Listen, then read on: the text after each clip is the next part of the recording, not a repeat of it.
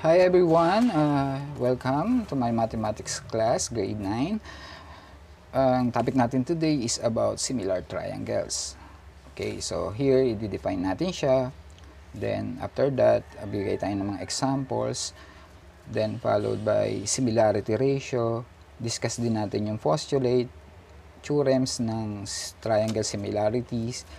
And then, finally, yung ratio of the areas of similar triangles. Okay, so this is in relation with our previous topic na proportion tsaka yung basic proportionality theorem. Okay, so enjoy natin ang panonood. Sana may matutunan tayo. Okay, so simulan na natin. Okay, so let us start with the definition of similar triangles. Two triangles are similar daw if the corresponding angles are congruent. Take note of that. And the corresponding sides are proportional. So let us consider these two triangles here. Triangle ABC is similar to triangle DEF. Okay, so etong symbol na to, ang pagbasa diyan is similar to. Okay, so pag binasa uli natin to, triangle ABC is similar to triangle DEF. Okay, so similar daw yan. So according to the definition, yung corresponding angles daw are congruent and then yung corresponding sides are proportional. Okay, so tignan nyo maigi yung given. So yung vertex A, ito yon, correspond to vertex D. Yung vertex B, correspond to vertex E. And then yung vertex C, ito yon, correspond to vertex F. So kapag alam mo yung corresponding vertex, malalaman mo na rin kung ano yung mga corresponding na congruent angles. Okay, since similar tong dalawa na to, ang mga congruent angles dito are angle A is congruent to, ito yon, is congruent to angle D. Also, yung angle B, right here, is congruent to angle E. It's congruent to angle E. And then, this angle correspond to this angle, so angle C is congruent to angle F. Okay, so ano naman yung corresponding proportional side? So sa definition kasi, two triangles daw are similar if the corresponding angles are congruent and the corresponding sides are proportional. Excuse me. So ano ngayon yung mga proportional sides dito? So AB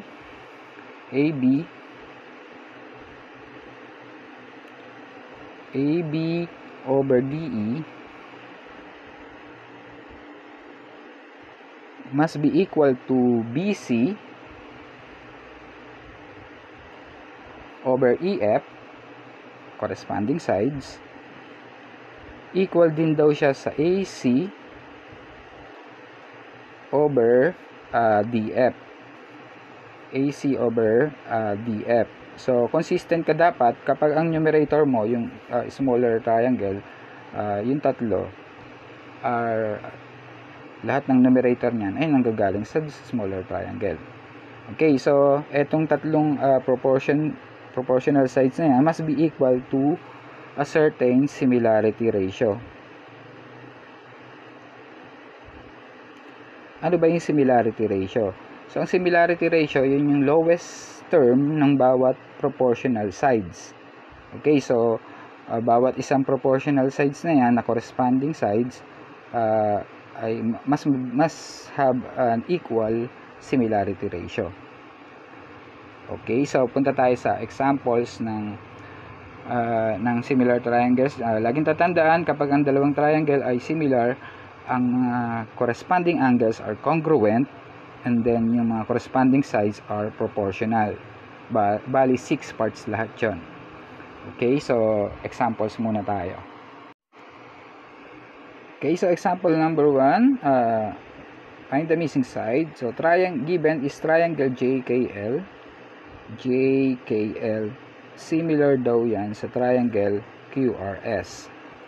Okay, so let us find the value of x daw, which is RS. Okay, so all you have to do is to create the proportion para mahanap natin yung missing side. Okay, so since nanggaling siya sa bigger triangle, unahin natin to, lagay natin sa numerator to, RS correspond to KL. RS, which is, lagay muna natin, RS over KL is equal to QS over JL. Substitute natin yung mga given. So yung RS is X, tapos yung KL is 21. Then we have QS as 28. Then meron tayong length ng JL, ito yung JL, which is 12. Okay, apply natin yung theorem in proportion. Ang mga extremes dito, x and 12, and then yung means, 21 and 28. Yung product of the extreme equals to product of the means. Pero hindi ko na i-multiply ito kasi nakapwesto na yung x na hinahanap natin. Okay, so x now will be equal to, cross-multiply mo lang, 21 or 28 times 21 over 12. Okay, so pwedeng i-multiply ito, tapos yung 28 multiply mo sa 21 tapos divided by 12, pero lalaki lang so tignan mo kung may madi-divide ka. Pag wala, mag prime factorization ka na lang or factoring mo bawat isa sa kanila, then cancel out yung mga common. Okay, so use prime numbers as much as possible. So 28, factor nyan is 2, kasi 28 divided by 2, 40 nang natira, tapos 2 uli, tapos 7. Yan ang factor ng 28. While 21 is 3 times 7. And then, yung 12 ay 2 muna. 12 divided by 2 is 6, tapos 2 uli, and then 3. Yan ang factor ng 12. So, 2 divided by 2 will be 1. 2 divided by 2 will be 1. 3 divided by 3 will be 1. 1 na lang ang natira sa denominator. So, 7 times 7, tapos 1 na lang yun. So, value ng x natin will be equal to 49. So, this is now our answer. So, yung RS is 49. Okay, so let's go to example number 2. Okay, example number 2, triangle ABC. ABC, ito yung bigger triangle na nasa labas, is similar daw sa triangle DBE. Okay, so let's find the value of M. Ito yun. So, ang length ng DE ay 12. Ang length ng AC ay 36. And then, ang length ng BC, ito yon, BC is 45. Gawa tayo ng proportion para mahanap natin yung BE. So, galing siya sa smaller triangle, unahin mo siya. Gawin mong numerator yung M. Yun ang diskarte doon. Okay, so, nangyari, proportion mo dito will be BE. BE, ito yon, over 45, which is BC, is equal to DE over AC. Substitute natin yung mga given. So, yung BE, yun yung M. Over, yung BC natin, ito yon, yung 45. Tapos, yung DE naman ay 12. Then, yung AC ay 36. So, over 36. So, cross-multiply mo uli using the theorem in proportion. So, meron tayong M is equal to 12 times 45 over 36. Excuse me. Pwedeng mong i-multiply and then divide ng 36. Pero nakikita ko dito, hindi na ako magpa-prime factorization kasi nakikita ko yung 36 kayang i-divide ng 12. So, 36 divided by 12 is 3. So, nandito yung 3 kasi yung 36 ang dinivide mo. And then, yung 45 naman can also be divided by 3. So, 3 na lang kasi nasa denominator. So, 45 divided by 3 will be 15. 1 na lang sa denominator natin. So, ang sagot natin dito, m is equal to 45. So, this is now our answer. So, value ng m is 45. Okay, so one more example sa similar triangle. Okay, example number 3, triangle BCD. So, triangle BCD is similar daw sa triangle BST. Okay, so nandito yung hinahanap. Let us, yung Y, nasa smaller triangle. So, yung BC, ito yon, correspond to BS, which is 33. Tapos, yung BD natin ay 12, BD. So, BT yung corresponding side niya, BT. Okay, so solution. Gawa natin ng proportion. Muna, BC over BS is equal to BD over BT. BD or DB over BT. So, substitute natin yung BC, yun yung Y, over BS, which is 33. Yung BD natin, ito yon, is 12. And then, yung BT, right here, is 18. Same procedure. Multiply mo yung 33 sa 12, iwan mo yung Y as numerator sa left side. So, Y now will be equal to 12 times 33 over 18. Okay, so wala akong, pwedeng i-multiply and then i-divide ng 18. Wala akong nakikitang pwedeng i-divide dito. So, gawin ko, mag-prime factorization uli ako. Factorin ko yung 12, which is 2 times 2 times 3. Yung 33, using prime number, is 3 times 11. And then, yung 18 divided by 2 is 9. So, ang 9 is 3 times 3. Okay, yan ang factors natin. So, kaya, kitang-kita, 2 divided by 2, 1. 3 divided by 3, 1. 3 divided by 3, 1. So, magiging sagot, matitira, 1 na lang nasa denominator, so 2 times 11 na lang. So, Y now will be equal to 22. This is now our answer sa number 3. So, yung Y ay 22. Okay, so ganun lang kadali ang magsagot ng missing side sa similar triangles. Okay, punta na tayo sa triangle similarity theorems and postulate. Okay, so triangle similarity postulate or theorems. So, number 1 is AA triangle similarity postulate. So, ba't ba meron ito, sir? Okay, assuming na meron tayong dalawang triangle na hindi natin alam kung similar pa.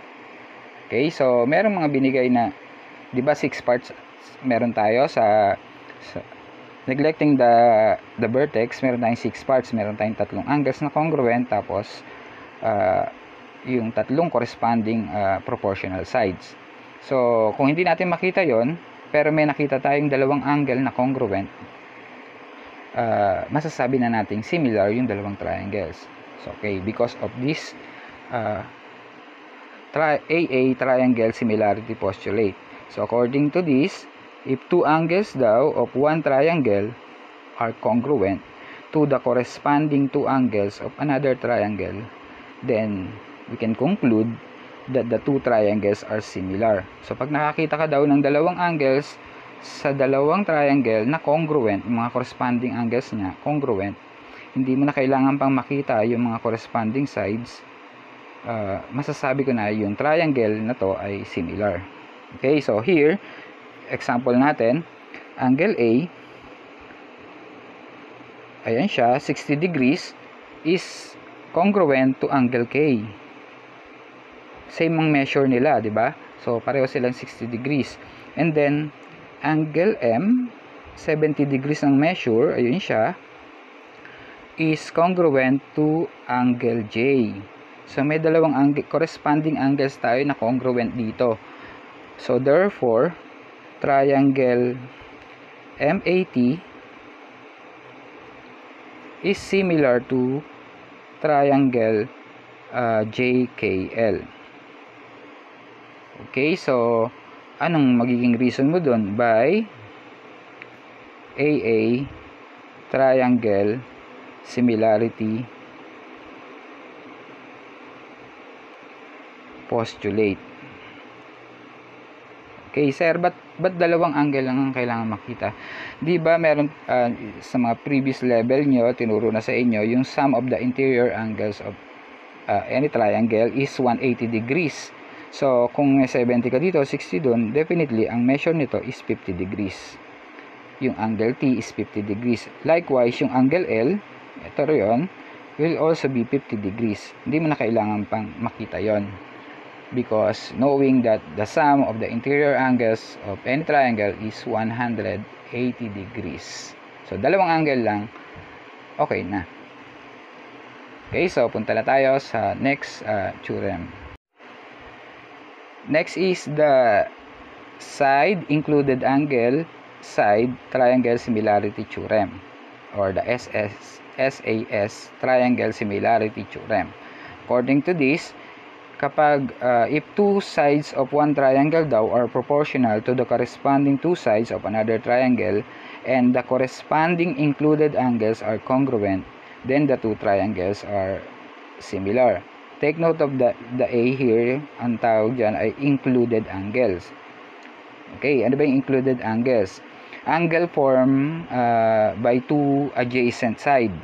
So, adjacent side, magkatabi, ito yon. Ito yung included angle, ang tawag. Or angle, pwede mo sabing angle between two sides. Ito siya, included angle ang tawag doon. So, according to SAS, dalawang proportional sides, dalawang corresponding proportional sides, and then kailangan yung included angle ay congruent para masabi nating similar tong dalawang triangle na to. Okay? So, ano ba yung proportional sides dito? Para malalaman proportional sides, so kukunin mo yung similarity ratio. Kanina pinaliwanag ko na yon, yung lowest term ng bawat sides o ng bawat corresponding sides. Okay, so here meron tayo ditong bigger triangle muna, nasa kaliwa. Ratio niya will be the QS over KM, ito yun, is equal to RS over the ML. So, equal dapat yan sa similarity ratio nila para masabi natin proportional yung side. Okay, so kunin natin. Ang QS is 9 and then yung KM is 6. Reduce natin to lowest form para makuha natin yung similarity ratio. So, this is 3 times 3 tapos yung 6 ay 2 times 3. Then, makita mo cancel ang ratio, ang similarity ratio nung unang proportional sides are 3:2 or 3 halves. Then, yung RS over ML naman, RS is 21, yung ML ay 14. Kunin natin yung similarity ratio. So, this is 3 times 7.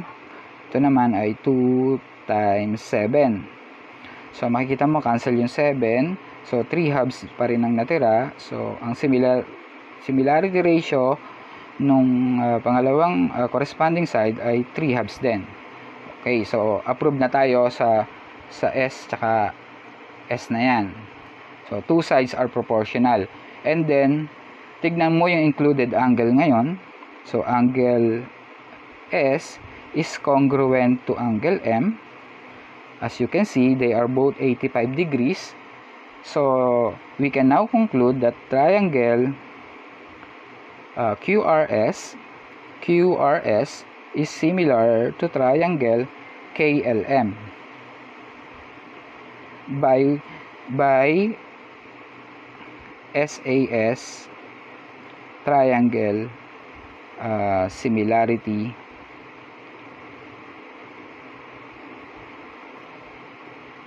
theorem.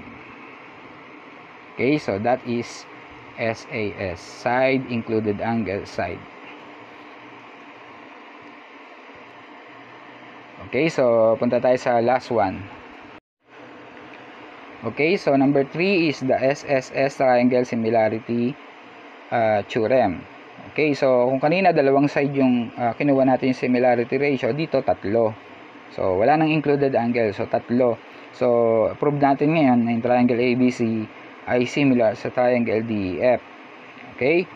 According to SSS triangle similarity theorem, if three sides of one triangle daw are proportional to the corresponding three sides of another triangle, then the two triangles are similar.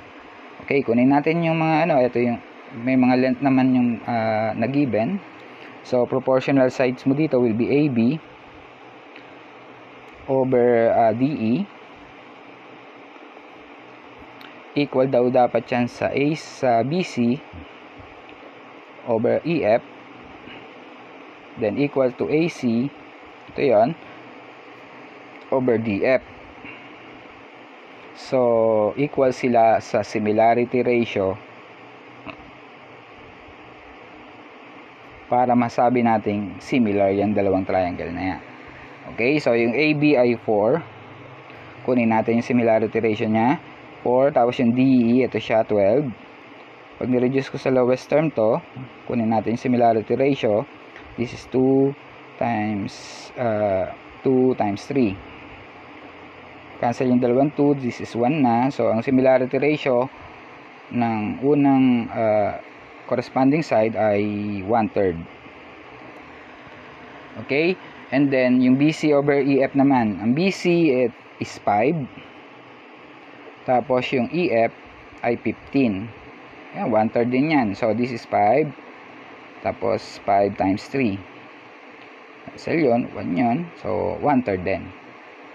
Finally, yung pangatlo naman, AC, which is 7, ito yon, over 21. Okay, 7, tapos 21 is 3 times 7 uli, cancel uli yung 7, 1/3 pa rin ang natira. So pareho, equal lang kanilang mga similarity ratio. Therefore, triangle ABC is similar to triangle DEF by SSS triangle similarity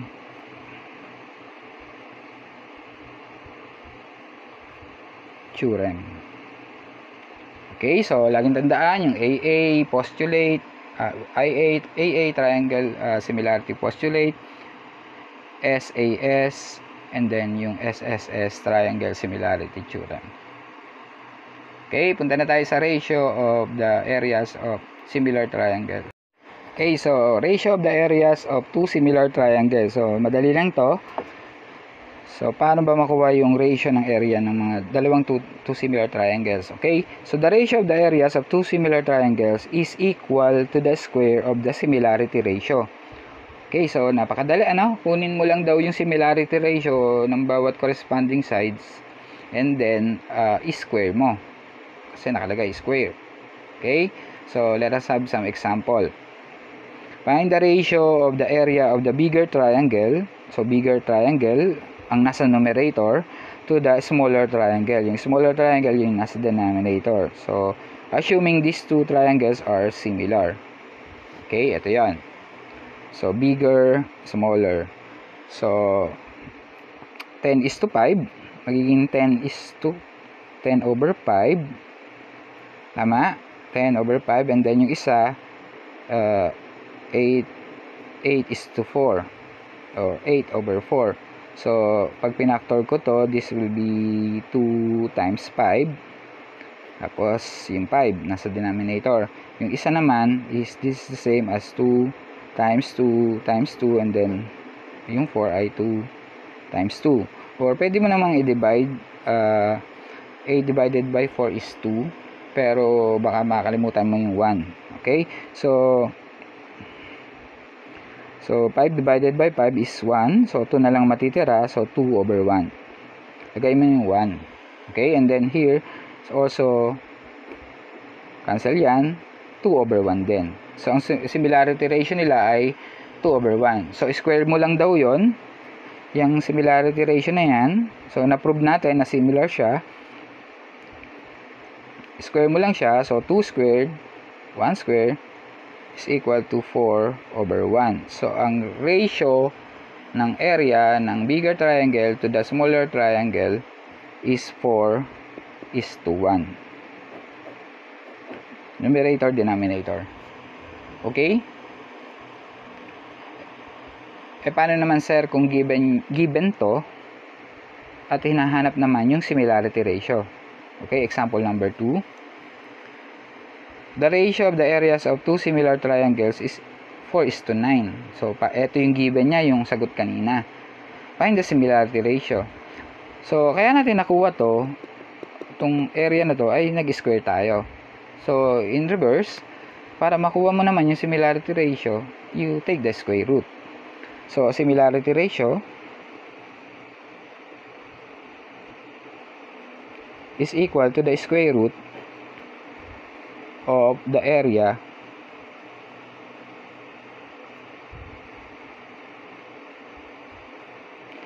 is equal to the ratio of the area of two similar triangle.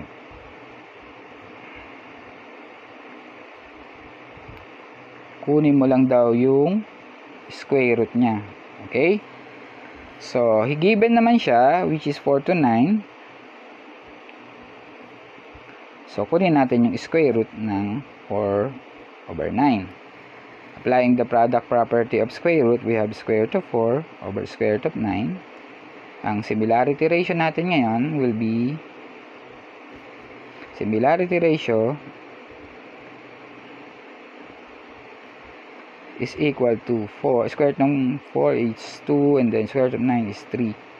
So, yan ang similarity ratio natin. 2/3 or 2 is to 3. Okay, so that's it for today. Sana may natutunan kayo about similar triangles, triangle similarity theorems and postulate, including the similarity ratio and the ratio of the areas of two similar triangles. Okay, so review tayo for the final test. Include natin yung proportion and then yung basic proportionality theorem sa inyong final test. Okay, so thank you. God bless everyone. Bye-bye.